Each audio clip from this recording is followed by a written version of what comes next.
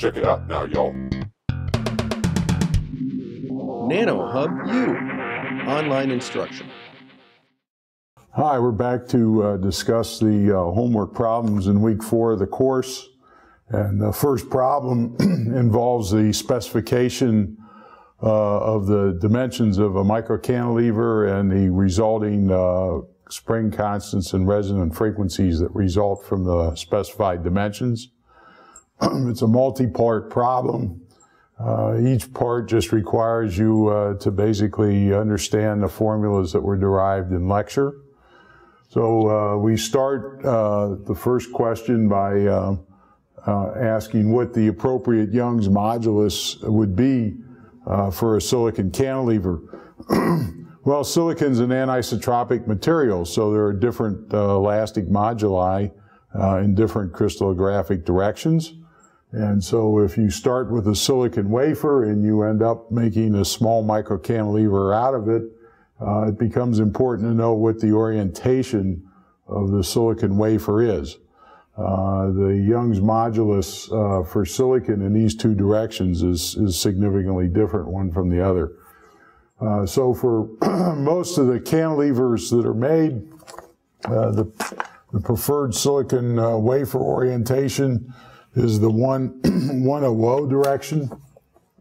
And that means that the Young's modulus, you can look that up on the web, the Young's modulus would be 130 gigapascals for the 100 direction.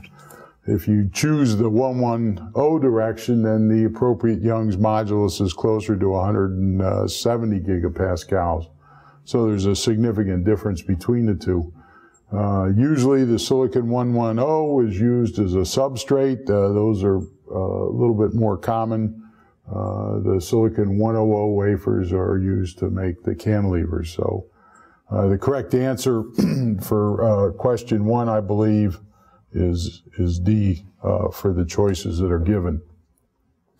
The second question relates to the dimensions of the cantilever, and the second question states that if you can make the cantilever width equal to 30 microns, right, what must be the thickness to length ratio of the cantilever in order to achieve a spring constant of 1 Newton per meter. So it's given that you want K to be equal to 1 Newton per meter. This is the appropriate equation for the spring constant if you know the Young's modulus, the width, the thickness, and the length. So to find the thickness to length ratio, you have to evaluate this parameter here, 4K Young's modulus divided by the width, all raised to the 1/3 power. And when you do that, I won't put the numbers in, it's pretty straightforward. You get a number that's about 0.01, right? So that just simply means that the thickness should be about 1% of the length in order to achieve this 1 Newton per meter spring constant. So I believe the correct answer for those given on the homework solutions is A. I think that's the answer. The next issue is actually designing the length of the cantilever, picking the length of the cantilever such that this thickness to length ratio is equal to 0.01. All right. Typically, the thickness of the cantilever is determined by properties of the silicon wafer. So in this particular example, we pick a thickness to be 2 microns. So clearly that means that the length is going to be 100 times the thickness, and that means that the length is going to have to be about 200 microns in order to achieve this 1 Newton per meter spring constant. So I believe the correct answer for those given for this problem is C. Correct choice is C. There's always an issue when you make these microcantilevers. There's always an issue related to maintaining a tight tolerance on the thickness T of the cantilever. You can see the thickness T plays an important role in determining K because it appears as the cube of T. And on top of that, it's difficult to measure the thickness T of the cantilever accurately. The width and the length are reasonably easy to measure, but the thickness is a little bit more problematic. So there's usually a tolerance on the thickness. And so in this example, we say that dt over t is equal to plus minus 10%. And we want to know what the corresponding uncertainty in the cantilever spring constant K would be. So the way to answer that problem is to start with the expression for the spring constant K, and we just form the derivative. We say that dk dt is going to be 3 EWT squared over 4 L cubed. And that implies that the uncertainty dk in the spring constant is 3 EWT squared over 4 L cubed times the uncertainty in the parameter dt. We're not given the uncertainty in the parameter dt, we're given the ratio of the uncertainty to the thickness. So in order to recover that, we need to multiply and divide this result by t. So this is a number that we now know.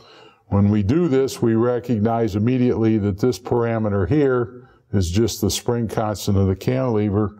So we're left with 3k dt over t.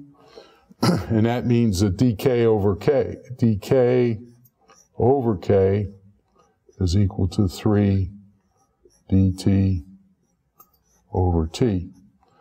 And since dt over t is plus or minus 0.1%, the uncertainty in the spring constant would be plus minus 30%, right? So it would be plus minus 0.3, because dt over t is given as 0.1. So there's a 30% uncertainty in the spring constant if there's a 10% uncertainty in the thickness dt over t. So I believe the correct answer for that, for the choices given, is B, right? And so that's how I think the fourth question in this problem should be solved. The fifth question, again, relates to a formula that was given in lecture, and it just asks you to calculate what the resonant frequency of this particular cantilever should be. The frequency is defined to be square root of k over m with a 1 over 2 pi in front. This is the frequency in hertz. If you want the frequency in radians per second, of course, you multiply 2 pi times f. The trick here is you need the effective mass. You can't just use the mass of the cantilever because the entire cantilever is not oscillating by the same amount. Different regions of the cantilever are oscillating through different amplitudes. So to take that into account, you need an effective mass. And as we discussed in the lecture, that effective mass is basically 0.24 times the mass of the cantilever, right? So this is just a simple problem in evaluating this formula. The mass of the cantilever is going to be given by the density of silicon times the volume of the cantilever. The volume of the cantilever is clearly just the length times the width times the thickness of the cantilever. Density of silicon is about 2,329 kilograms per cubic meter. You can look that up in handbooks or on the web. And when I use this mass in this formula, I use K of 1 Newton per meter. That was in the problem statement. I end up with a resonant frequency that's at about 61.5 kilohertz. Right? So this number is not terribly useful for the static cantilevers that we focus on in part 1 of the course. but of course the resonant frequency of the cantilever will play a crucial role in part 2 of the course when we start to talk about dynamic AFMs. So of the choices given, I think the correct answer is C. So I think that's how we solve the fifth problem in this first, or fifth question in the first problem set for homework 4.